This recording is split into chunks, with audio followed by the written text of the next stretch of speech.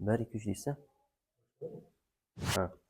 Aslida qandli diabetning mavjudligi bemorlar uchun ro'za tutishga qarshi ko'rsatma hisoblanmaydi.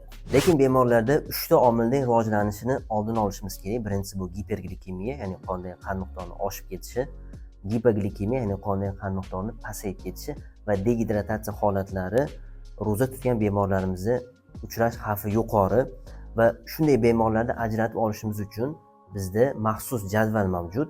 O'sha jadvaldagi ballar hisoblanib turib, risk gruppasiga kiradigan bemorlarni ajratib, ularga biz ro'za tutishni tavsiya bermasligimiz kerak bo'ladi. Xo'p, demak shu jadval asosida bemorlarda ballar yig'iladi va gipoglikemiya, giperglikemiya va degidratatsiya xavfi baholanadi. Agar ballar 3 dan past bo'lsa, agar demak risk juda ham past hisoblanadi. Bunday bemorlarga ro'za tutish tavsiya beriladi. 3,5 dan 6 gacha bo'lsa, bu o'rta xavf. Bunday holatlarda bemorda o'ziga tanlov beriladi. Agar ballar summasi 6 dan baland bo'ladigan bo'lsa, bunday holatlarda bemorlarga demak ro'za tutish tavsiya berilmaydi, qat'iyan man etiladi.